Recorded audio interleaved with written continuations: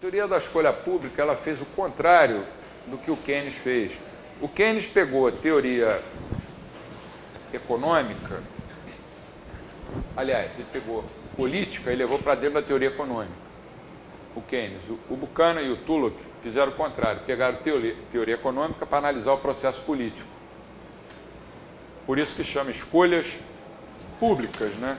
Quer dizer, os agentes econômicos, quando se transformam em agentes do governo, segundo a teoria da escolha pública, eles não deixam de ser indivíduos. Eles agem de acordo com os seus próprios interesses. O sujeito que passa a ser um deputado, ou um ministro, ou sei lá, um senador, ou até um presidente da República, ele, por exercer esse cargo, muitas pessoas pensam que, bom, ele foi eleito pelo povo, ele vai pensar no bem público. Essa teoria mostra, utilizando teoria econômica, análise de oferta, demanda, como é que você pode explicar o comportamento desses agentes econômicos. Eles maximizam a utilidade deles exercendo cargos públicos. O que não quer dizer que eles necessariamente estejam praticando nenhum ato assim ilícito ou contra a ética, mas eles não deixam de ser indivíduos.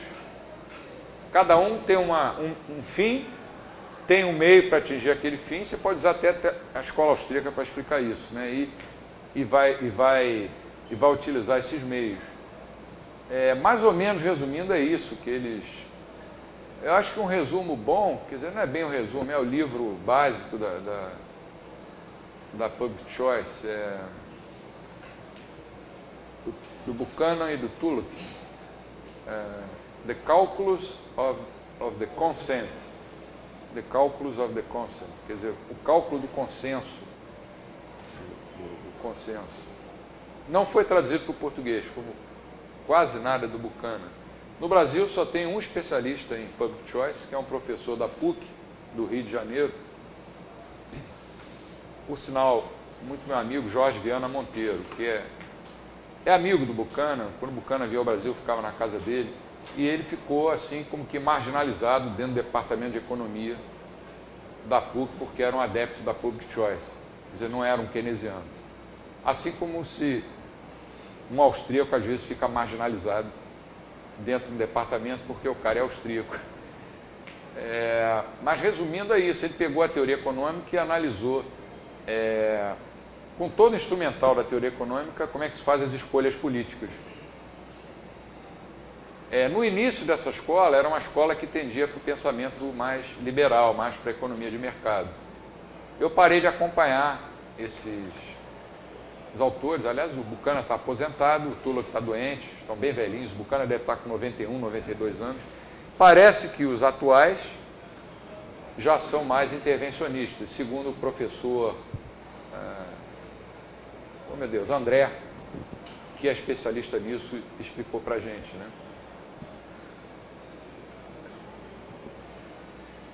Não foi uma resposta satisfatória, porque não é um assunto que eu domino, mas pelo menos eu dei uma visão geral. Agora, outra pergunta aí. Na primeira parte do Exploração Sul, o senhor falou da quantidade de moeda que o Friedman, por exemplo, receitaria na economia. Essa receita não faz, assim, parecer um pouco a teoria monetária, monetarista, com a teoria keynesiana, da teoria do Keynes, da sintonia fina? Faz. Na verdade, tem uma frase do Friedman que é famosa: We are all Keynesians. Nós somos todos keynesianos. Essa frase é do Friedman. Quer dizer, quando você defende uma coisa desse tipo, você está dizendo, o governo tem que intervir. Tem que existir um banco central emitindo uma moeda fiduciária, só essa moeda pode ser aceita, e esse banco central, meia dúzia de diretores lá do Copom se reúne, ou do FED, ou de qualquer outro banco, do Banco Central Europeu, para decidir uma coisa importante, que é a quantidade de moeda de crédito que vai afetar a vida de, sei lá, 190 milhões de brasileiros, ou 200 e tantos milhões de americanos. É o que o Friedman falou, nós somos todos keynesianos. O keynesianismo se entranhou tanto na formação dos economistas que acabou contaminando até defensores do livre mercado, como o Milton Friedman. E segundo alguns austríacos, eu acho que há alguma razão em algumas das críticas que eles fazem, chegou a contaminar o próprio Hayek. Dizem que numa discussão em 1948, na Sociedade Montpellier,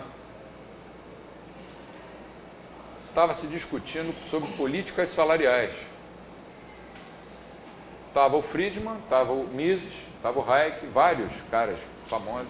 Aí começaram a discutir sobre políticas salariais e o Hayek entrou na discussão.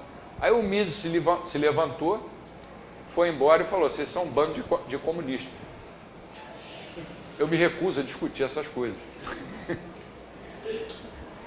Mas o Hayek, influenciado pelas ideias do tempo dele, não que ele tenha virado um keynesiano, jamais. Mas ele discute coisas, principalmente no terceiro livro da trilogia dele, Lei, Legislação e Liberdade, e quando ele escreveu sobre filosofia política, ele defendia coisas que às vezes pareciam ele fazer quase ser parecido com social-democrata. Essas são acusações que alguns austríacos de hoje fazem. Eu acho que há um certo exagero nisso. Mas se você perguntar qual dos dois foi o austríaco mais puro, Mises ou Hayek, aí eu não tenho dúvida em dizer, foi o Mises. Embora a contribuição do Hayek tenha sido, a meu ver, fantástica em vários campos da teoria do conhecimento. Eu posso não concordar, por exemplo, com a teoria da filosofia política dele. Mas ele é um cara que escreveu sobre assuntos tão variados, muito mais até do que o Mises. O Mises foi mais um economista, o Hayek foi um cientista social. Ele, por exemplo, escreveu as relações entre economia e direito, eu acho que ele escreveu melhor que nenhum outro. Mas a tua pergunta foi interessante. Como é que um cara como Milton Friedman, um defensor ardoroso do livre mercado, ardoroso e teimoso, enquanto ele não conseguia te convencer de uma coisa, ele não parava. Ele te ganhava até pelo cansaço. Como é que um cara como ele defendia que o Banco Central devia fixar uma regra fixa para impor a todo mundo a quantidade de moeda? É que ele trabalhou toda a teoria dele na metodologia keynesiana, que é a macroeconomia. Quer dizer, a coisa nasceu com Keynes, com o modelo renda-despesa. O Friedman foi lá, fez algumas alterações, colocou expectativas adaptativas, mexeu na teoria quantitativa da moeda, mas no fundo o instrumental dele é um instrumental keynesiano, é um modelo ISLM, que todo mundo estuda. Não difere o monetarista e o keynesiano quando estuda ISLM, aquele modelo com a economia aberta, né, Mundell Fleming, eles estão sendo a mesma coisa. O que explica, por sua vez, que os remédios que vêm sendo adotados contra a crise sejam remédios keynesianos monetaristas, ou monetaristas keynesianos, que não estão funcionando. Quais seriam os outros remédios? Bom, há uma corrente de economistas que vem crescendo. Na América Latina isso não é de se espanto, de causar espanto, que vem defendendo que o mundo devia optar por um modelo chinês, semelhante ao chinês, o tal socialismo de mercado. Inclusive há grupos aqui na faculdade estudando essas coisas, socialismo de mercado. Há o nosso grupo, que é minoritário, mas é o que vem mais crescendo, que é o grupo austríaco. O que vai prevalecer? Eu vi uma entrevista há uns 2 meses na televisão, no canal a cabo, de um economista famoso, que foi presidente do BNDES já, e você não pode dizer que é nem esquerda nem direita, ele é um cara meio keynesiano, mas não é radical.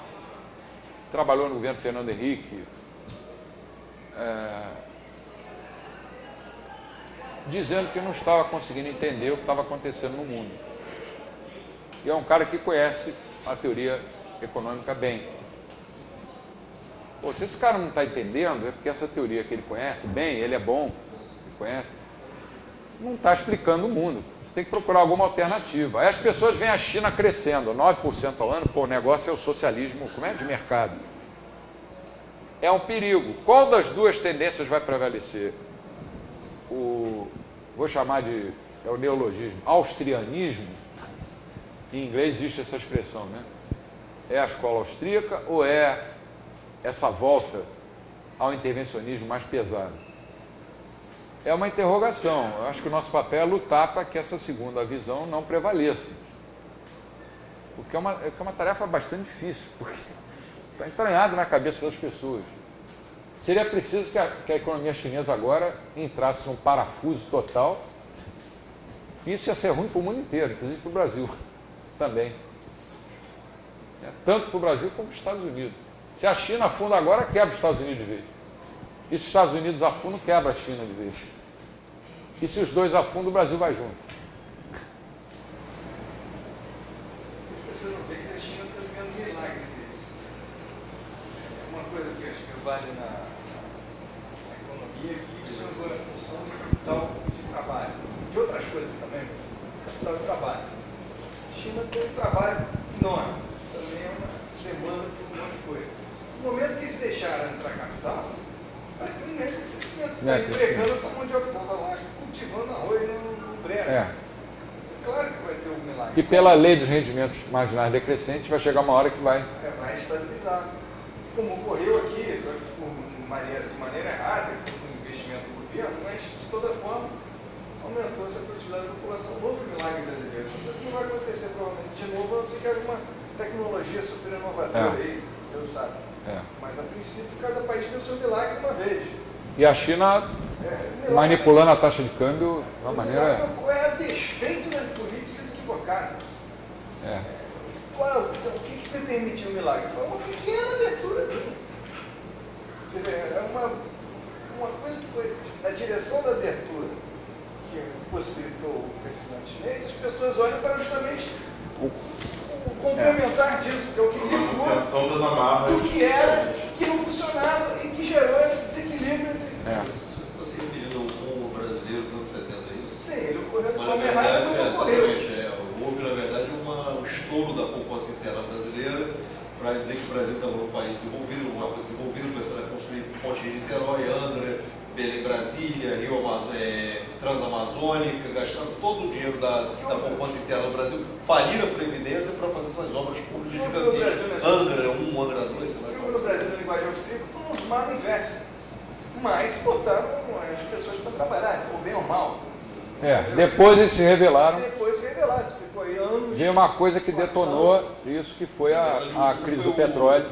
O bom foi, na verdade, a queda do prédio, não foi nem a evolução. Aconteceu no Brasil que você estava no governo João Goulart com uma inflação descontrolada, 91% ao ano, naquele tempo era uma coisa muito grande, a economia estava desorganizada, os sindicatos estavam mandando e desmandando. Aí veio o Castelo Branco e colocou lá o professor Bulhões na economia. O Bulhões levou 2 anos para arrumar a economia. Arrumou, tirou todo o mato do terreno, a tiririca, tirou as pedras, botou adubo. Aí quem veio depois? Delfim Neto pegou o terreno já plantado e pronto para crescer. Aí toca de fazer investimento público. Depois veio o Geisel e aumentou mais ainda. Aí quando veio a crise do petróleo, a primeira, como é que o Brasil reagiu? A reação do Brasil naquela época foi dizer que nós somos uma ilha de prosperidade num oceano de depressão. Quer dizer, vamos continuar crescendo a qualquer custo. Como o ex-presidente falou, aí isso é só uma marolinha. O resultado é que a inflação, em que ano foi isso? Na segunda crise do petróleo, em 79, já pulou de 40% ao ano para 80%, dobrou em um ano. Eles passaram a dar reajustes salariais semestrais. E a inflação dobrou em um ano. Aí o ministro já era o Mário Henrique Simons. Eu considero o pai da macroeconomia no Brasil. Ele não sei se é o pai, mas ele era um macroeconomista matemático, um sujeito extremamente inteligente, mas que tinha essa visão intervencionista, apesar de ter sido influenciado pelo Eugênio Goudin e pelo Bulhões, mas ele tinha uma visão mais pragmática. Ele gostava de dizer que não era nem de nenhuma corrente, ele era ele.